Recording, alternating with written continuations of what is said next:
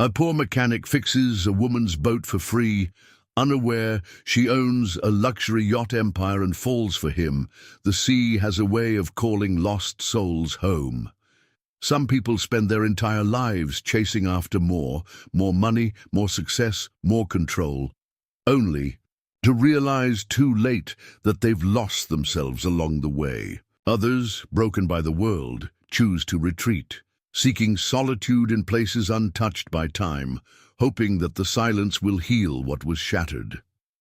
This is a story about two such people.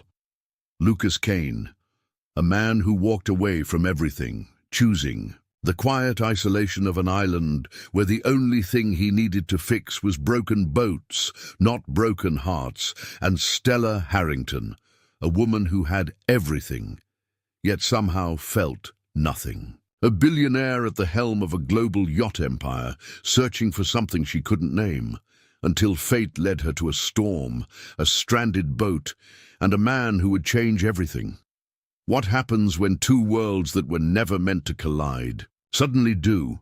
What if an act of kindness, a simple favor, sets off a chain of events that neither of them saw coming? What if the very thing they were running from was the only thing they truly needed? This is The Lighthouse Between Us. Story of love, redemption, and the power of second chances. Before we dive into this unforgettable journey, take a moment to subscribe to our channel. If you believe in the magic of heartfelt stories, in the kind of love that heals, in the idea that kindness can change lives, then you're in the right place. Now, let's begin. The waves are waiting, the waves crash gently against the rugged shoreline, their rhythmic lullaby echoing through the quiet island. The scent of salt and damp wood lingered in the crisp morning air as Lucas stepped out of his small, weathered cabin. Dressed in his usual faded jeans and an old navy blue shirt, he ran a calloused hand through his graying hair and took a deep breath, letting the stillness of the place settle over him. To Lucas, solitude wasn't a curse, it was a choice. For years, he had called this remote island home, living in sync with the tides, the wind, and the ever-changing sky. The outside world, with its noise and expectations, had once held him captive, but he had walked away from it all. Here, among the broken boats and the endless sea, he had found a sort of peace. He made his way to the dock, where a half-repaired fishing boat rested on wooden beams. The island's fishermen relied on him to keep their vessels seaworthy, and in return they paid him with fresh fish, supplies, and the occasional bottle of whiskey. It was a simple exchange, one that kept him connected just enough to feel human, but not enough to tether him to anyone. He picked up his tools and was about to start work when he noticed something unusual. Out in the distance, a sleek, white yacht bobbed on the water, its hull gleaming under the golden morning sun. Lucas frowned. He rarely saw yachts this far out. The people who owned them had little reason to venture beyond the comfort of their private marinas and luxury resorts. But something was wrong. The yacht wasn't just drifting, it was tilting slightly to one side, moving sluggishly, as if it were in distress. Lucas grabbed his binoculars from the tool bench and focused on the vessel. The sails were down, and the engine appeared dead. A woman stood near the bow, waving something bright in the air. A red scarf, a signal for help. With a sigh, Lucas set his tools down and climbed into his small motorboat. He didn't particularly enjoy visitors, but he wasn't the type to ignore someone in need. Starting the engine, he navigated through the rolling waves, the salty spray hitting his face as he neared the stranded yacht. As he pulled alongside, he got his first clear look at the woman. She was striking, not in the delicate, fragile way of someone who had never known hardship, but in the way she carried herself.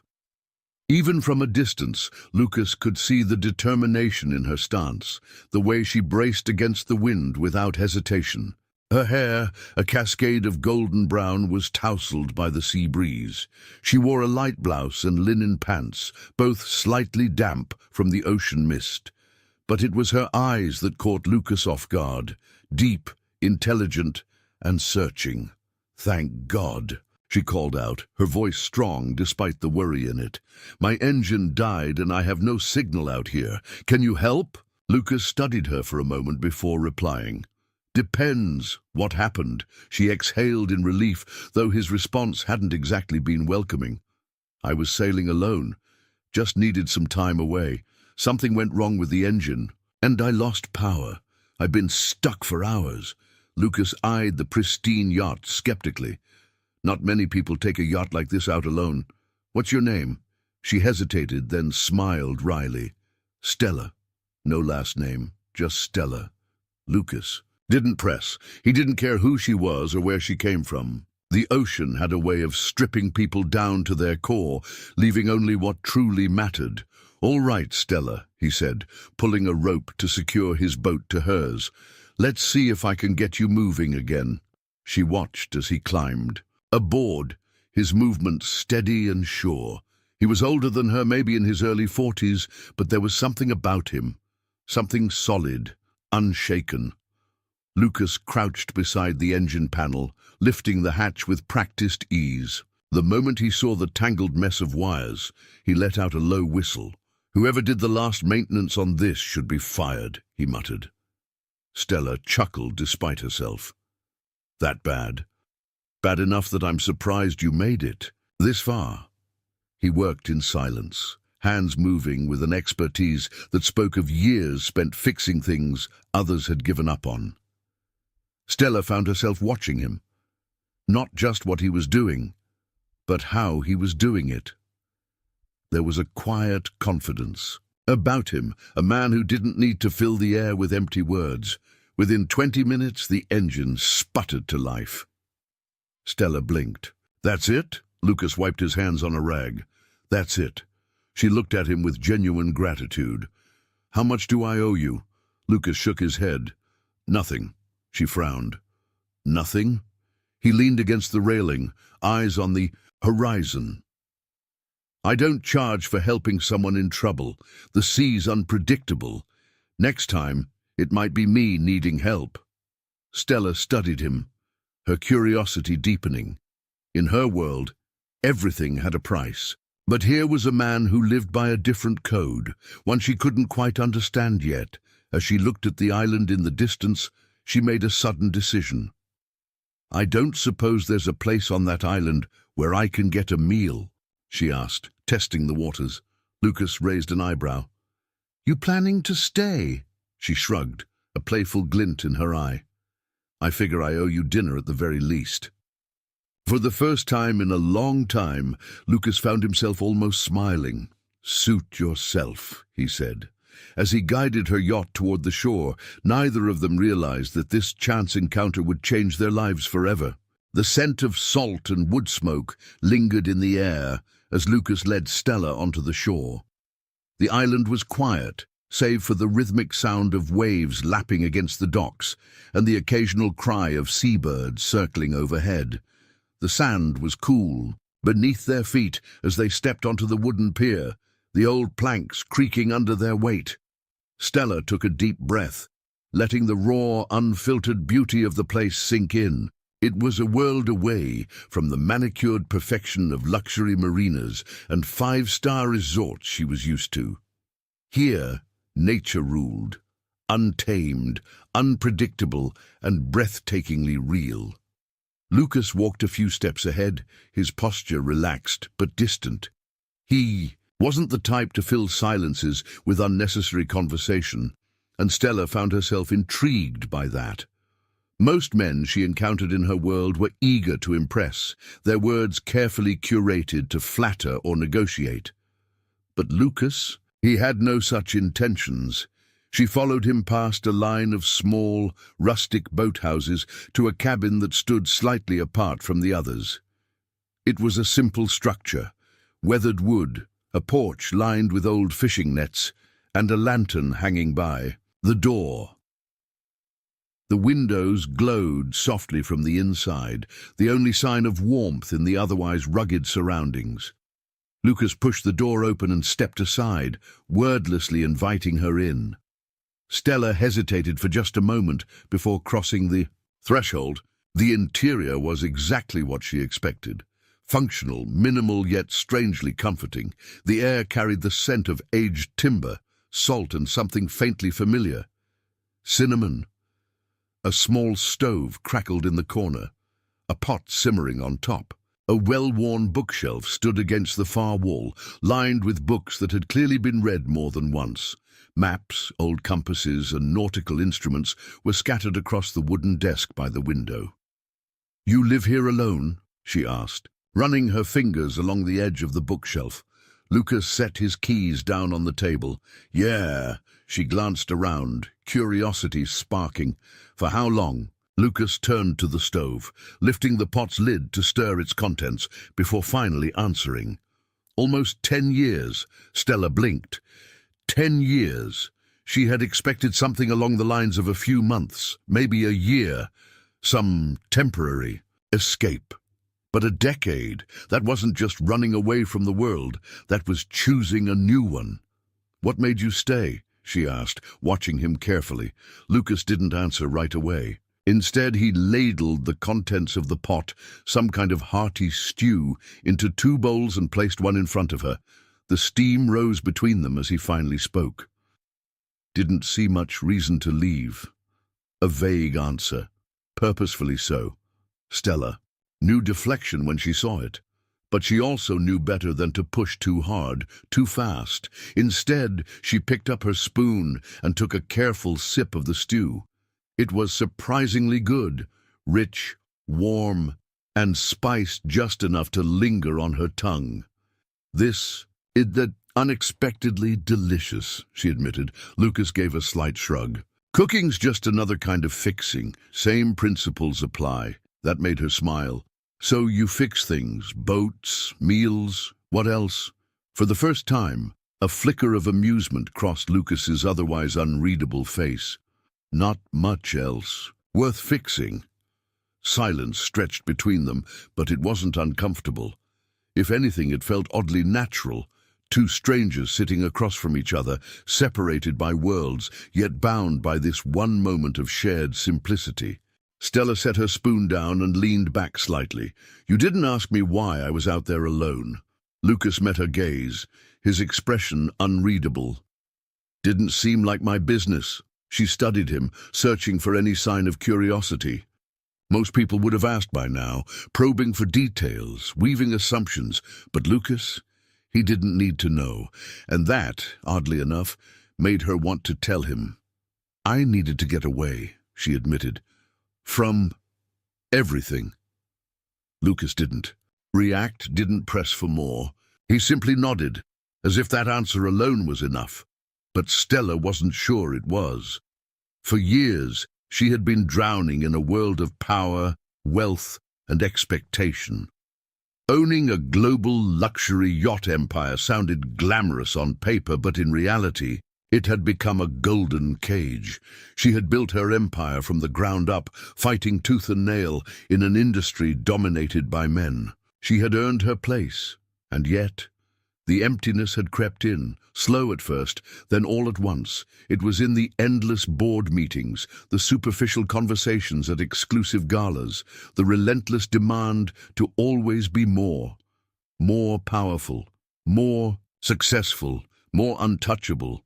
But out there on the open water, with nothing but the horizon stretching before her, she had finally felt something close to freedom, until her engine failed, and fate had brought her here. She met Lucas's gaze again. His eyes were sharp, like he saw more than he let on. Maybe he did. Maybe he recognized something familiar in her, because something told her that he, too, had once needed to get away from everything. The thought unsettled her more than it should. "Have so," she said, shifting the conversation. "How do you spend your days here?" Lucas leaned back slightly. "Fixing boats. Fishing when I feel like it. Reading." She raised an eyebrow. Reading? He gestured toward the bookshelf. Got plenty of time. Stella stood and wandered over, scanning the titles. Hemingway, Melville, Steinbeck, and, surprisingly, some poetry collections. You read poetry? She asked, amused. Lucas didn't flinch. Sometimes. She pulled one from the shelf, flipping through the worn pages. Any favorites? For a long moment he didn't answer. Then just when she thought he wouldn't, he said, "The cure for anything is salt water, sweat, tears, or the sea." Stella paused. She knew that quote. Isak Dinesen. She turned back to him, but he had already stood, collecting the empty bowls. The conversation was over. She didn't mind because something told her that Lucas Kane was not a man to be figured out in a single night.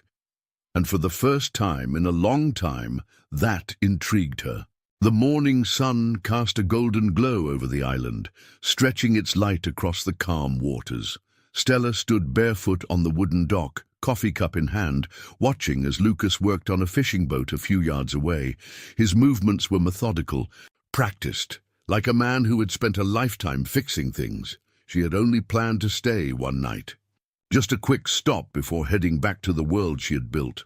But something about this place, about him, had made her hesitate. Now, as the second morning dawned, she found herself reluctant to leave. Lucas barely acknowledged her presence as he worked, his focus entirely on the boat before him. Stella had never met a man so comfortable in silence. In her world, people filled every pause with words, negotiations, pleasantries, distractions. But Lucas didn't waste breath on conversation that wasn't necessary. Strangely, she found it refreshing. "You always this talkative?" she finally asked, smirking as she took a sip of her coffee. Lucas glanced up briefly, his expression unreadable. "Only when there's something worth saying," she chuckled, shaking her head. "And here I was thinking we were bonding." Lucas didn't smile, but something flickered in his eyes. "You staying or leaving?" It was a simple question, but it caught her off guard. She had spent years making decisions that affected thousands. Investments, expansions, partnerships. Yet, this one moment of self-reflection felt strangely difficult. "I haven't decided," she admitted, surprising herself with her honesty. Lucas nodded as if he had expected that answer. "Then make yourself useful." She raised an eyebrow. "Excuse me?" Lucas jerked his chin toward a stack of wooden planks near the dock. "If you're going to hang around, you can help." "That boat's not going to fix itself," Stella laughed. "You want me to work? You want breakfast?" Her amusement deepened. "So this is a trade system?" "Something like that." She looked at him for a long moment, then, before she could overthink it, she set her coffee down and walked toward the planks. "All right, Kane, let's see if I'm cut out for island life." As the morning stretched into afternoon, Stella found herself knee-deep in sawdust, learning how to sand wooden panels. It was painstaking, repetitive work, but there was something oddly satisfying about it, about seeing the smooth surface emerge beneath her hands. Lucas, ever the silent observer, occasionally corrected her technique, but offered little else in terms of instruction. "You're terrible at this," he remarked after her fifth failed attempt at getting the angle right. Stella shot him a glare. "Encouraging," he shrugged. "You own a yacht empire. Didn't think you'd know much about building them." She scoffed. "I know plenty about boats." Lucas leaned against the railing, arms crossed. "Yeah? What's the first thing you check on a damaged hull?" Stella opened her mouth, then shut it. She knew financial projections, fleet logistics, and brand marketing like the back of her hand.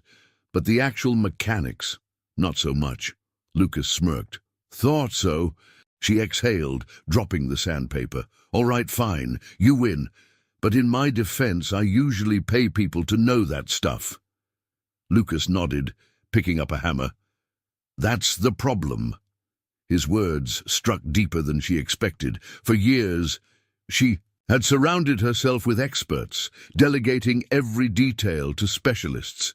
She had built an empire based on efficiency and control. But here, on this small island, none of that mattered. Here, survival wasn't about delegating, it was about knowing. And maybe, for the first time, she was realizing how much she didn't know. As the afternoon wore on, dark clouds began to gather on the horizon. Lucas glanced up from his work, frowning. Storm's coming. Stella followed his gaze, her stomach tightening at the sight. How bad? Bad enough. He set down his tools. Come on, we need to tie things down. The easy rhythm of the day was replaced with urgency as they moved to secure boats, reinforce the dock, and gather supplies. Stella followed Lucas's lead, mimicking his movements as best she could. The wind picked up quickly, whipping her hair into her face as they worked. The waves had already begun to swell, crashing harder against the shore. Lucas handed her a rope. Tie this off. Make it tight.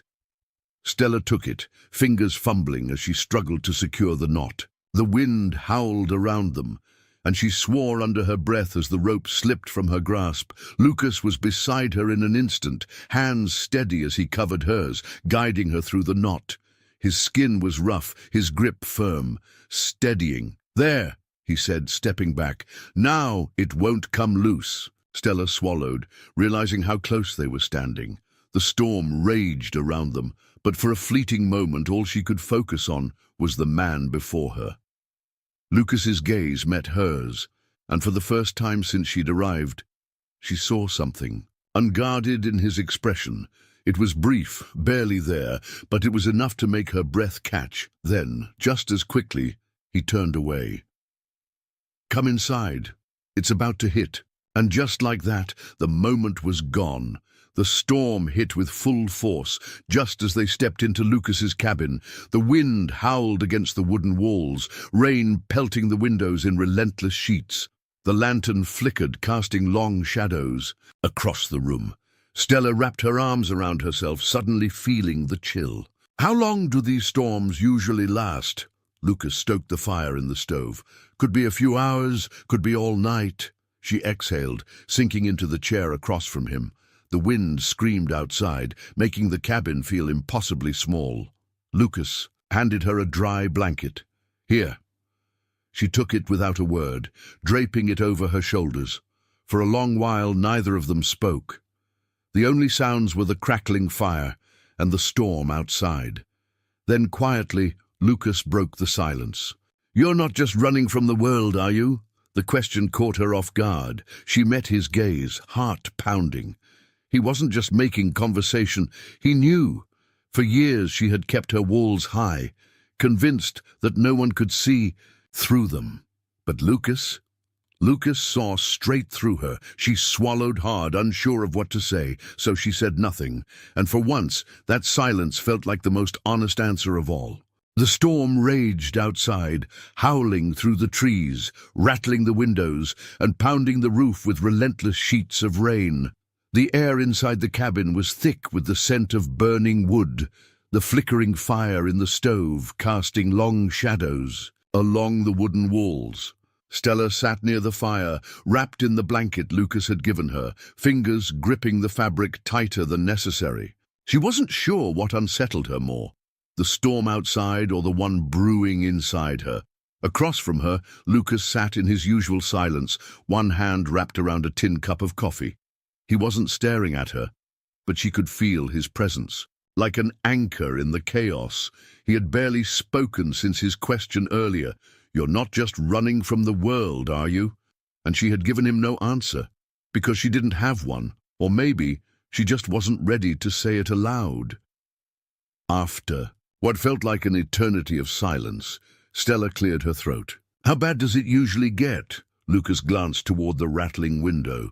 Bad enough, but it'll pass. His words were steady, as if storms were just another part of life, something to endure, something temporary. She envied that certainty. She pulled the blanket tighter around herself, watching the flames dance in the stove. You weren't surprised when I said I was out there alone. Lucas took a slow sip of his coffee. Didn't seem like something that surprised you either. She exhaled, leaning back against the chair. No, I suppose not. The truth was, loneliness had been a constant companion for years. People assumed that wealth and power meant a life filled with people, friends, lovers, admirers. But the higher she climbed, the fewer people she could truly trust. Conversations became transactions, relationships became strategic, and vulnerability became a weakness she couldn't afford. She glanced at Lucas. He was different. There was no pretense with him, no hidden agenda, just silence, honesty, and a quiet strength that unsettled her in ways she hadn't expected. A sudden gust of wind slammed against the cabin, making Stella flinch. Lucas stood, moving toward the window to check the storm's progress. It's shifting, he muttered. We're in the eye, she frowned. Meaning? Calm for a little while. Then it'll hit again. The wind outside had indeed died. And down, the eerie quiet settling over the island like an omen. Stella hesitated, then stood, her bare feet making no sound against the wooden floor. Can I see? Lucas studied her for a moment before nodding. He grabbed an old oil lantern, lit it, and led her to the door. The moment he pushed it open, Stella inhaled sharply. The world outside was transformed. The sky was a deep, restless grey, but the ocean stretched out like liquid silver, reflecting the faint glow of the moon breaking through the clouds. The air smelled of rain and salt, the earth damp beneath her feet. She stepped forward instinctively, drawn by the sight of the waves lapping against the shore. It was hauntingly beautiful, wild, untamed, just like the man standing beside her.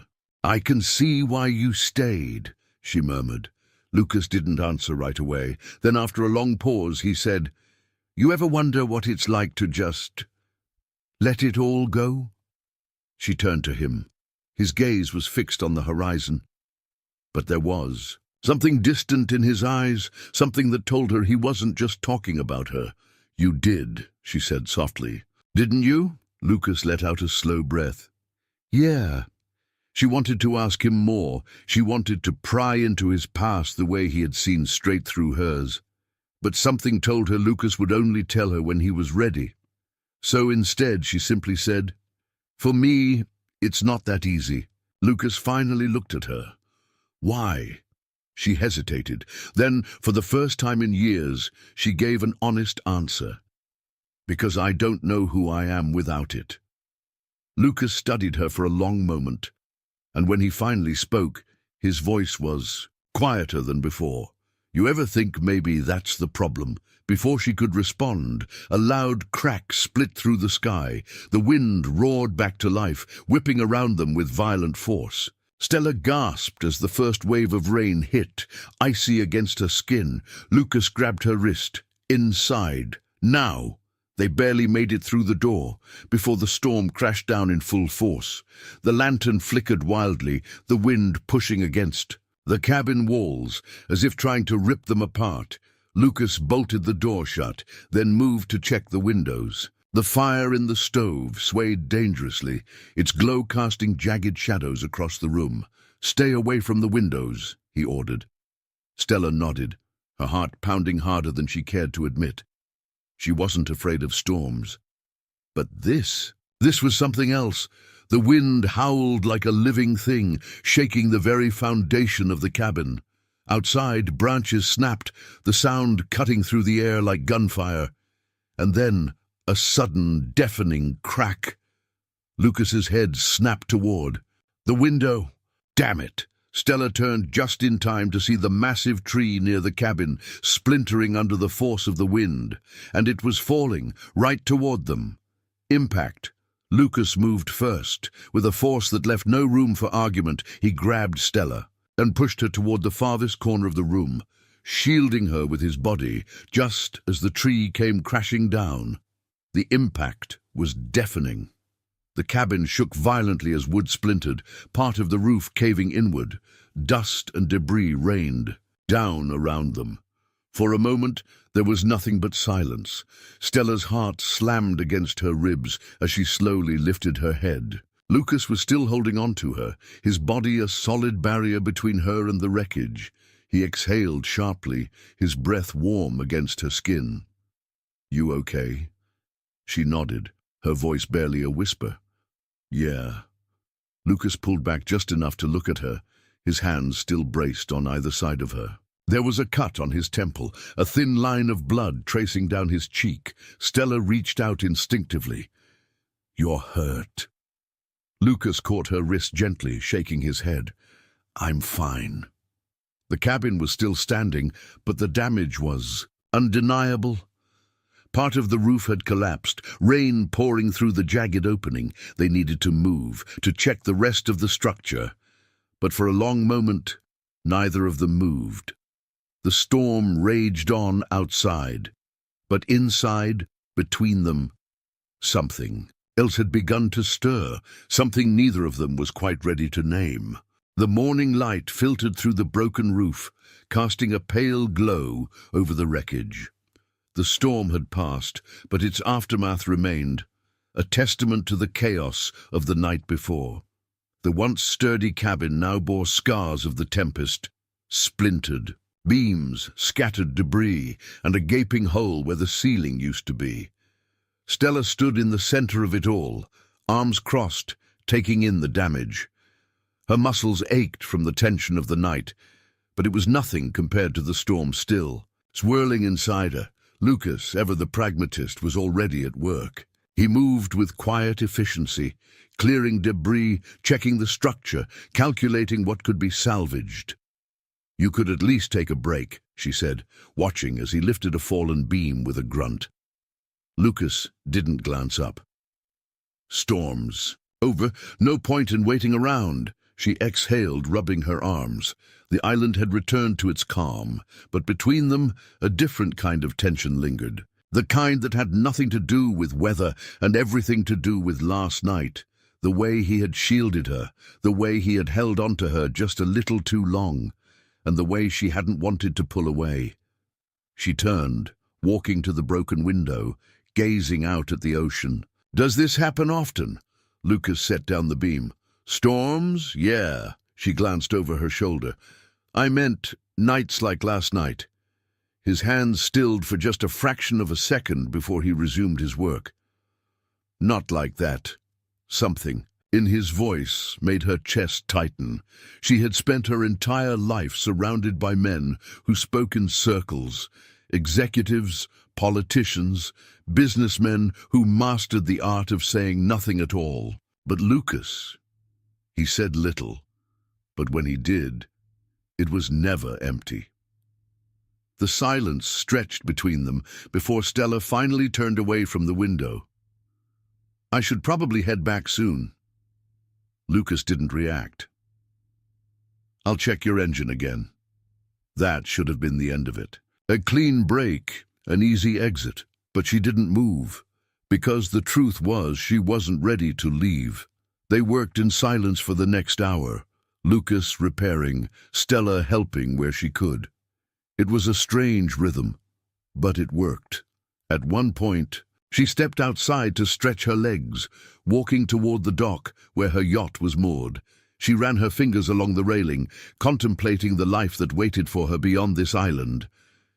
And then she heard it. A voice. Male.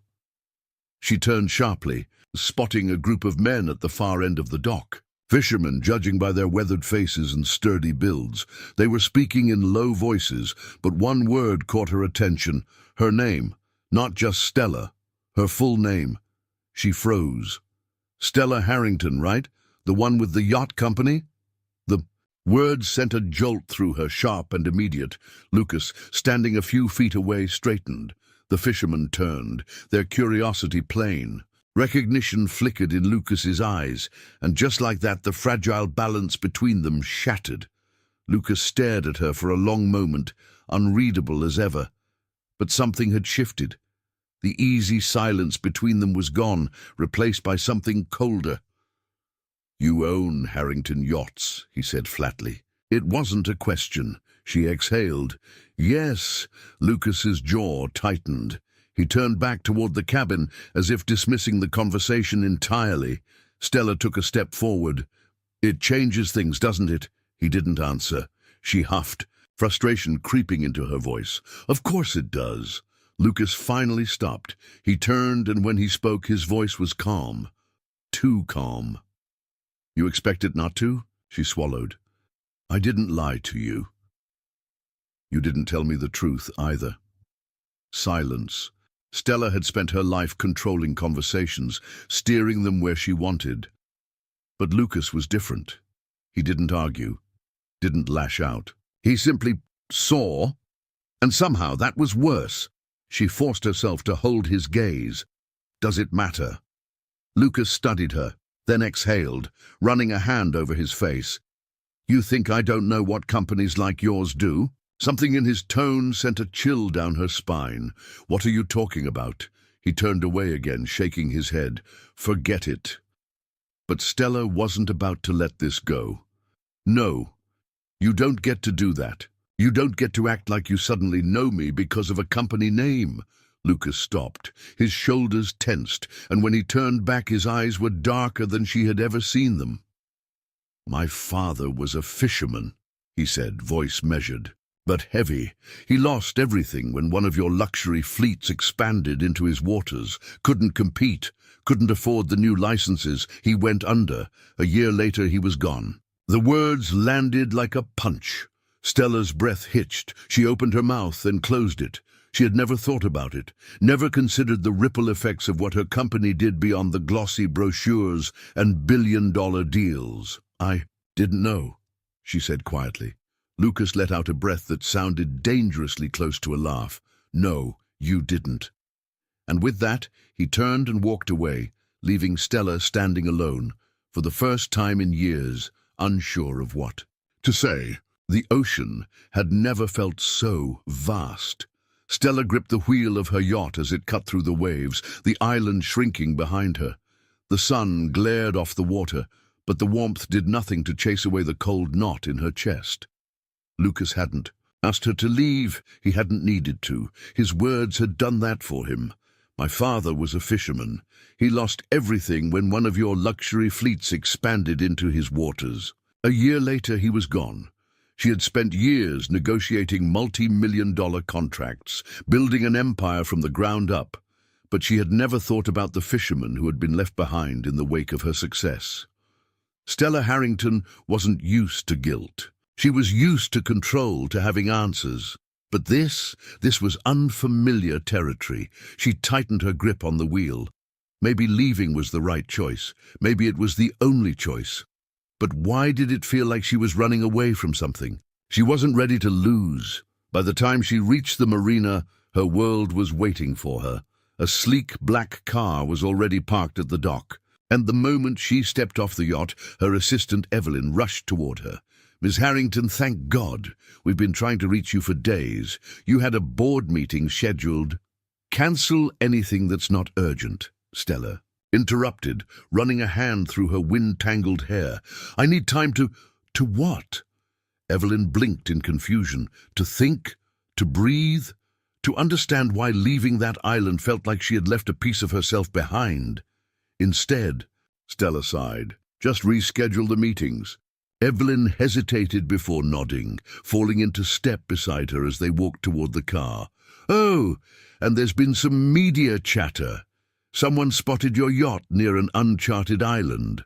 The press is speculating." Stella clenched her jaw.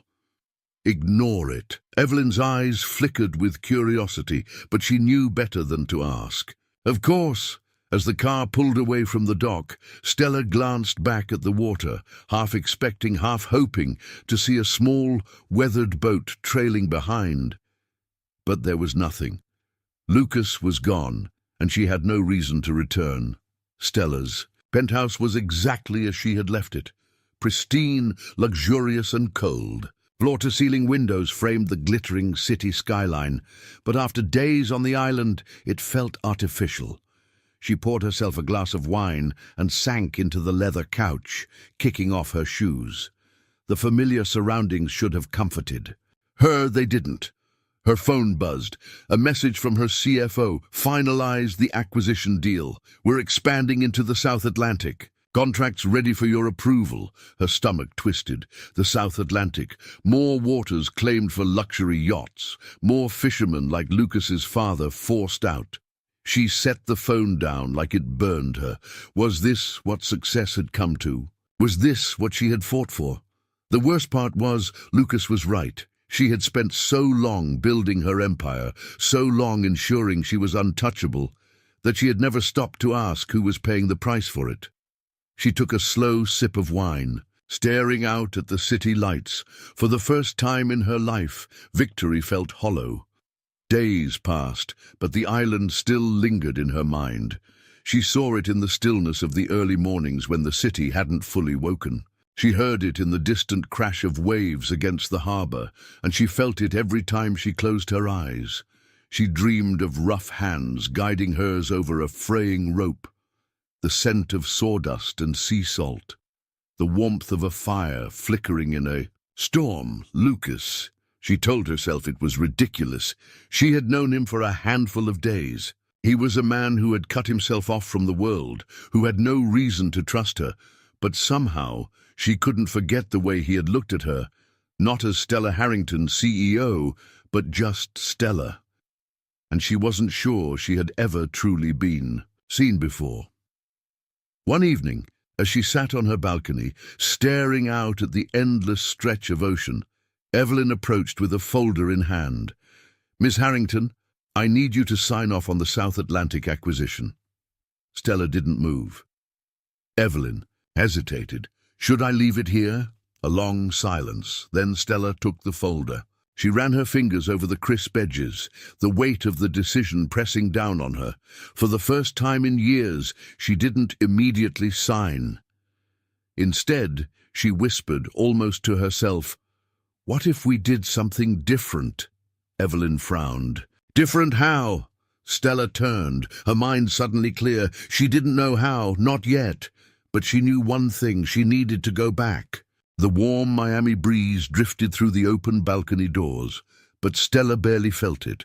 The folder in her hands, the South Atlantic acquisition, sat heavy on her lap, a stark reminder of everything she had built and everything she might have destroyed along the way. For days, she had turned the decision over in her mind. Every logical part of her knew the answer: sign the papers, expand the business, win. It was what she had always done. It was what made her one of the most powerful women in the industry. But then she thought of Lucas, his father, the fisherman, who had lost their livelihoods, their homes, because of decisions just like this one. And suddenly, winning didn't feel like enough anymore. Evelyn knocked softly before stepping onto the balcony. "Ms. Harrington, the board is expecting your final approval on the deal." Stella ran a hand through her hair, exhaling slowly. "What happens to the local fishermen if we take this expansion?" Evelyn hesitated. "Well, I assume some of them would be displaced. We'd be buying out independent ports, replacing them with high-end marinas for our clients." Stella already knew the answer, but hearing it out loud made it harder to ignore. She glanced at the folder again. She had spent years making calculated choices, ensuring her empire thrived. But she had never considered the names and faces of those left in the shadows of her success, until now. "What if," she said slowly, "instead of taking their waters, we worked with them?" Evelyn frowned. "I don't understand." Stella stood, suddenly feeling like she had been asleep for years and had only just woken up. "What if we partnered with the fishermen, created programs to help them keep their businesses instead of wiping them out?" Evelyn blinked. "You mean charity?" "No," Stella said firmly. "Investment." Evelyn hesitated before choosing her words carefully. With all due respect, the board won't go for this. The shareholders expect growth, not goodwill. Stella met her gaze. Then we give them both. For the first time in a long time, Stella felt something she hadn't in years. Purpose, and just like that, she knew what she had to do.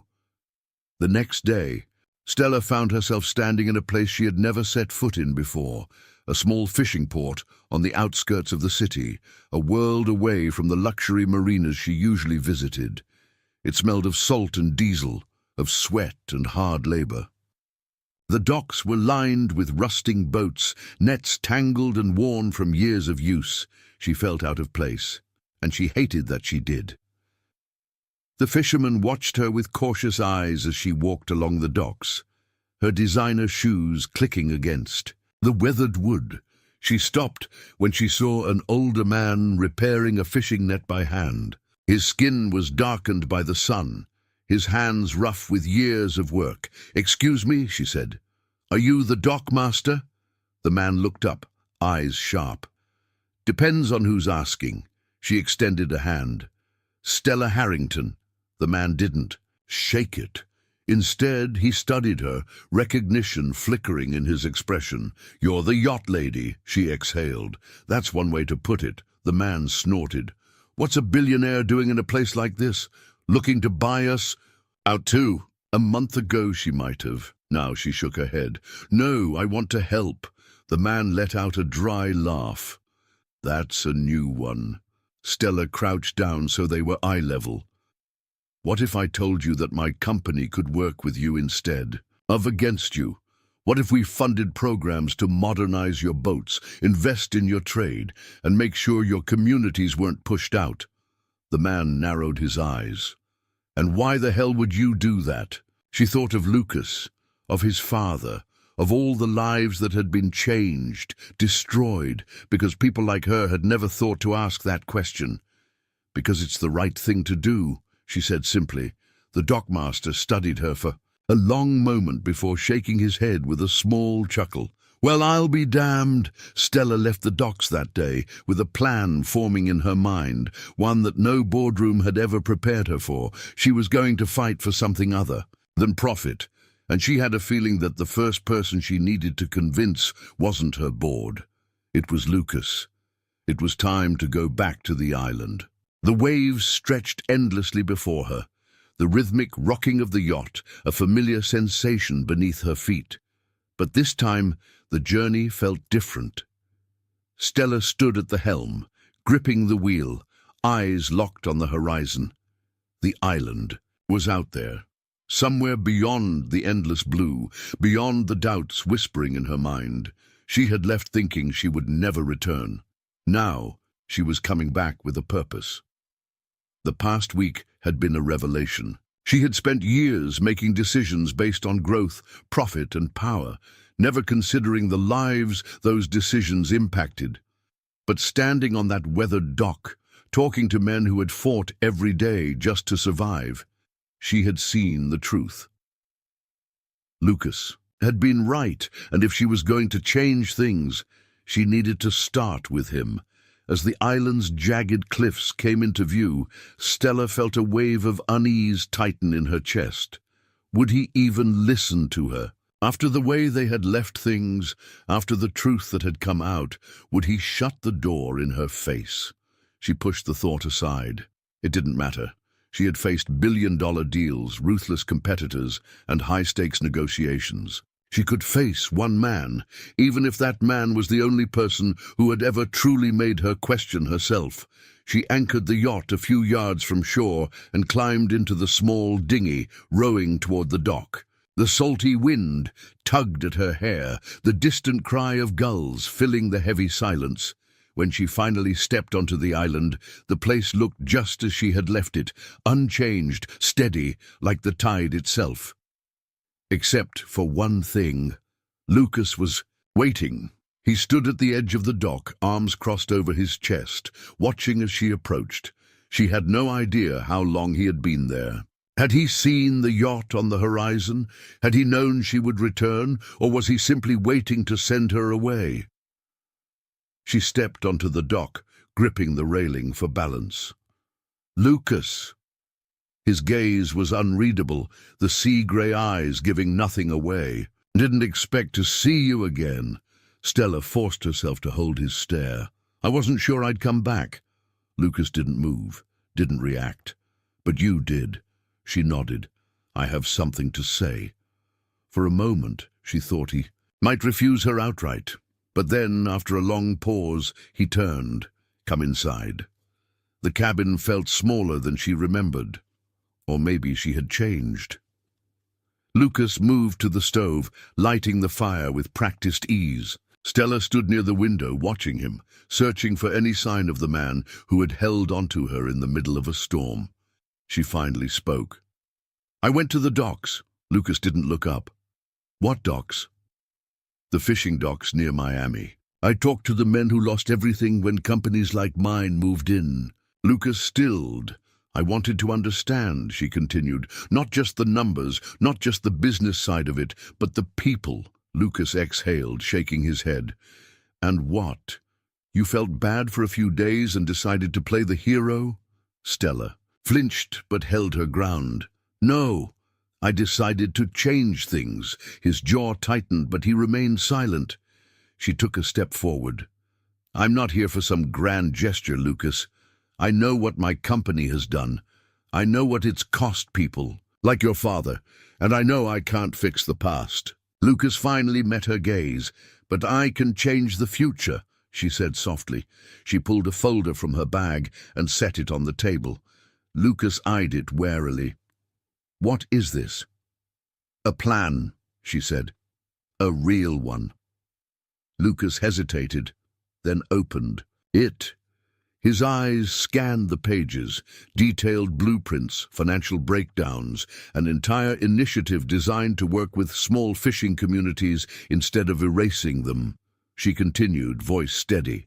"I want to take the money my company would have used to buy out these waters and use it to help rebuild them instead. New boats, modern equipment, training programs, not as a handout, but as an investment in the people who belong there." Lucas flipped through the pages, silent. Then he looked up. "And the board? The investors?" "I convinced them," she said simply. Lucas let out a breath. Just like that, Stella gave him a small, almost amused smile. "You underestimate me, Kane." Something flickered in his expression, a crack in the distance he had built between them. Lucas set the folder down, rubbing a hand over his face. "You actually did this?" "I did." Silence stretched between them, but this time it wasn't cold. It was something else, something shifting. Finally, Lucas leaned back, studying her with the same intensity as the first time they had met. "And you came here," he murmured, "because you wanted me to know."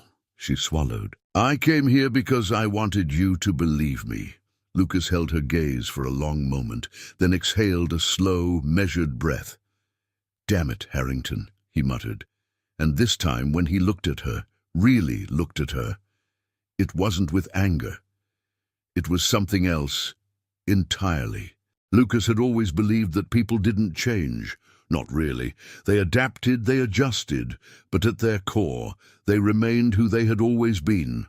But as he sat across from Stella, flipping through the pages of the proposal she had placed, before him, he realized maybe he had been wrong, because the woman standing in his cabin now wasn't the same Stella Harrington who had arrived on the island days ago, stranded on a broken yacht. This Stella had fought battles he couldn't see. Battles against a world that thrived on power and control, against a system she had once built, but now wanted to rewrite. And the worst part? He wanted to believe her. The fireplace crackled softly, casting flickering shadows across the cabin walls. Stella sat opposite him, her posture steady, her expression unreadable. But Lucas had learned to recognize the quiet determination in her eyes.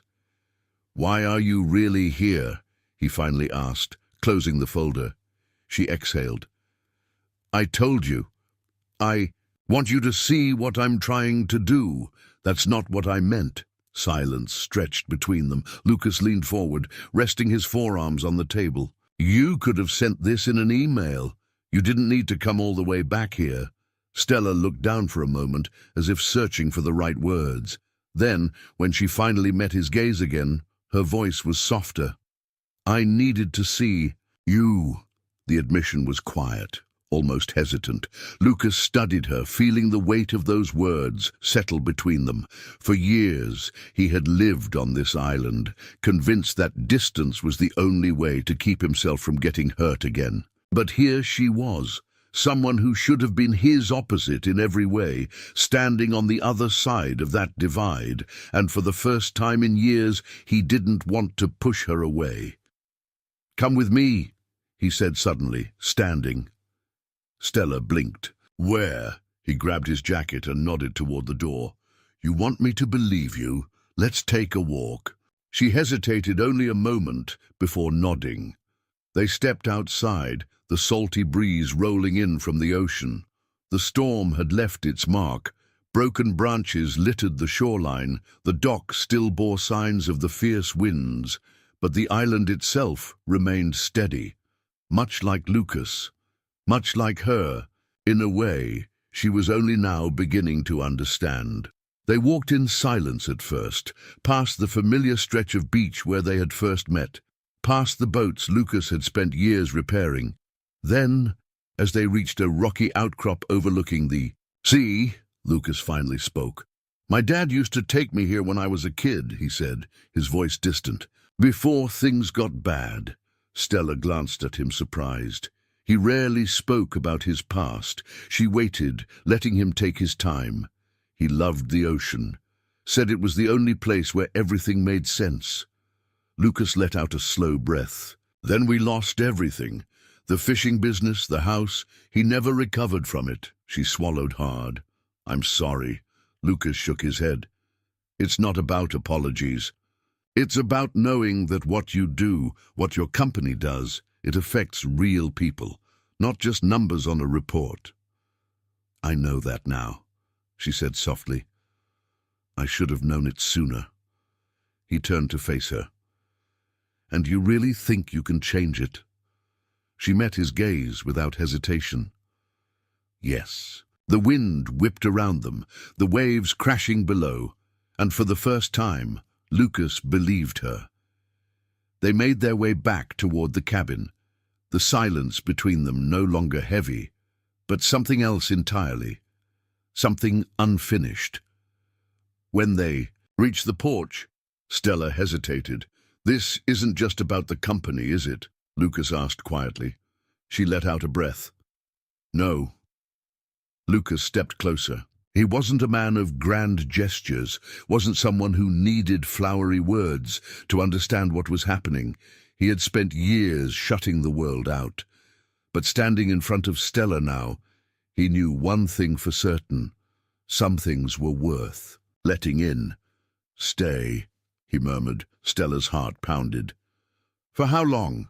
Lucas gave a small, almost amused smirk. "Guess we'll figure that out together." And as the sun dipped below the horizon, casting the sky in hues of gold and crimson, Stella knew she wasn't leaving this time. The island was different at dusk. Golden light stretched across the water, casting shimmering reflections that made the waves look almost like liquid fire.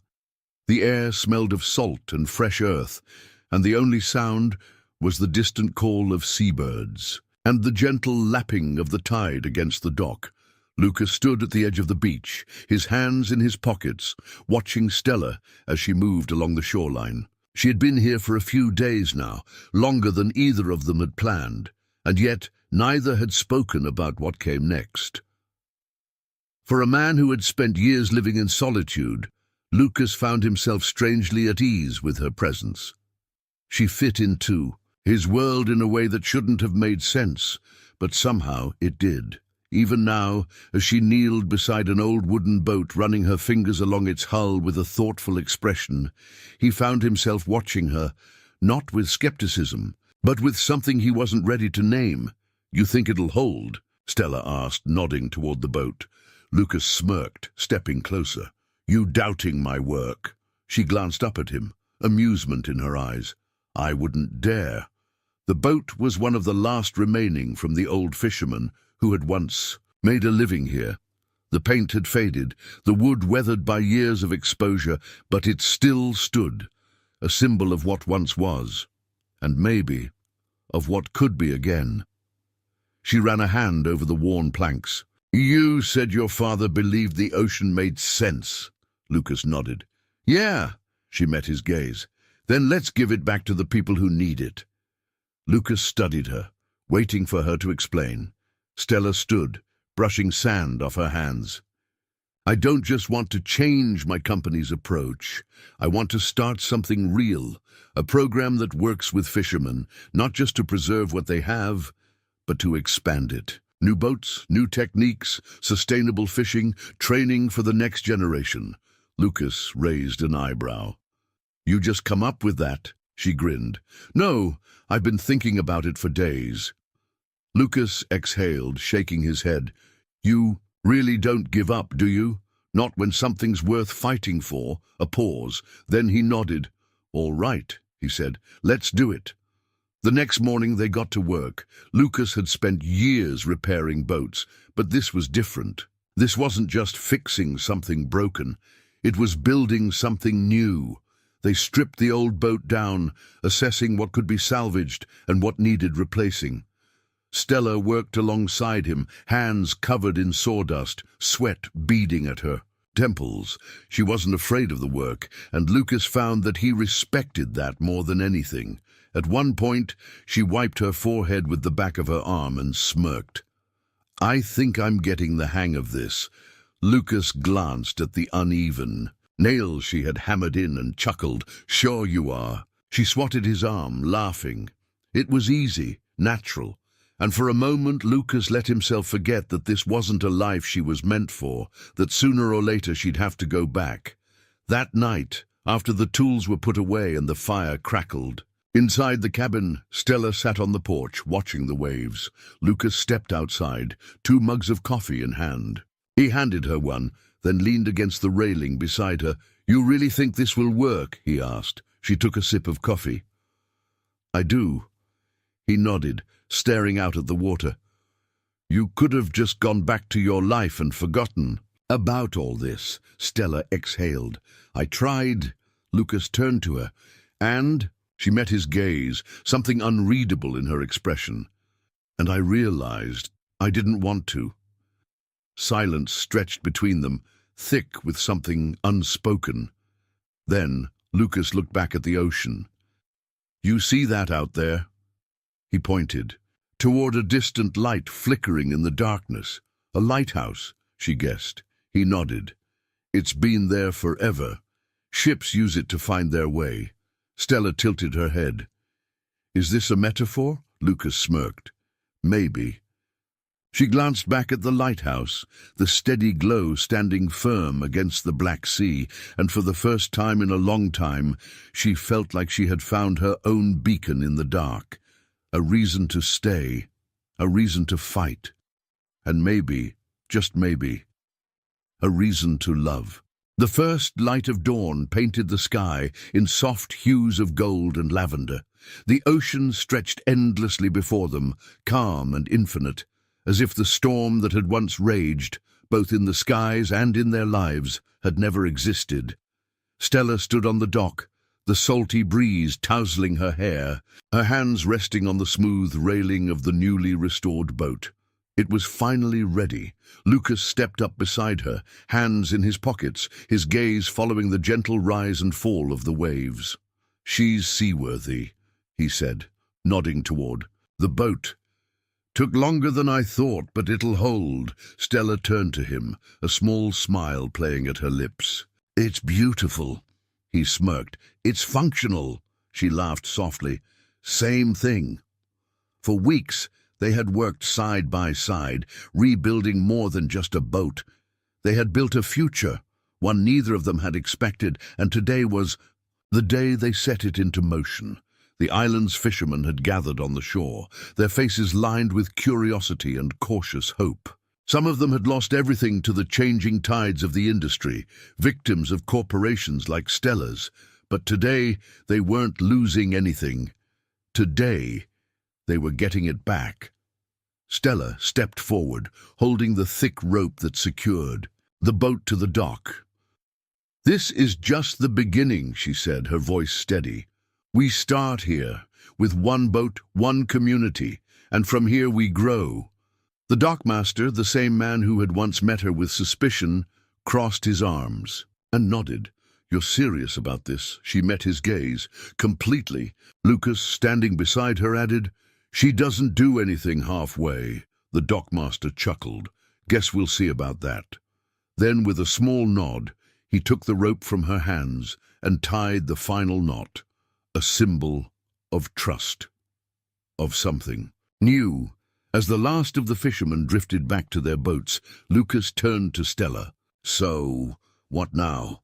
She inhaled deeply, letting the salty air fill her lungs. "Now, I go back." Lucas's expression didn't change, but something flickered in his eyes. "Thought you might." She looked at him then, really looked at him. The man who had saved her during the storm. The man who had challenged her to see beyond her world. The man who had, without meaning to, made her feel more than she had in years. "I'm not going back to leave," she said softly. Lucas tilted, his head studying her. "Then why?" She smiled. "Because there's still work to do." And there was. She had a company to reshape, partnerships to build, promises to keep. She had spent years building an empire. Now it was time to build something meaningful. Lucas exhaled, rubbing the back of his neck. "And after that," her smile widened, "then I come back." A beat of silence. Then, to her surprise, Lucas smiled too. They stood at the edge of the dock, the world stretching wide before them.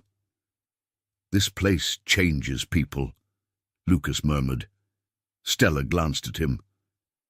"It changed you." He hesitated, then nodded. "Yeah." She reached for his hand, intertwining her fingers with his. "It changed me too." Lucas looked down at their joined hands, then at her.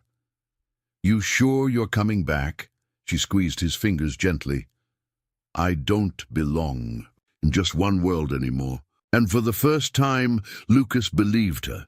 The boat rocked gently in the water, waiting for its maiden voyage. Lucas exhaled, shaking his head with a small smile.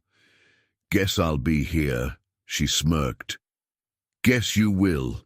The sun rose higher, casting golden light over the island, over the ocean, over them. And as Stella stepped onto her yacht, setting a course for a future she was ready to rewrite, she knew one thing for certain. Some journeys don't end. They just find new horizons. And that, my friends, is the story of The Lighthouse Between Us. A journey of love, redemption, and the unexpected ways kindness can change our lives. But now we'd love to hear from you. Where are you watching from? Drop a comment below and let us know. It's always amazing to see how stories like this connect people from all over the world. What part of the story resonated with you the most? Was it Lucas's quiet strength, Stella's transformation, or the idea that sometimes the things we're searching for have been right in front of us all along? And if you enjoyed this story and want more heartfelt, uplifting tales, don't forget to hit that subscribe button and turn on notifications. That way, you'll never miss a new story that just might touch your heart.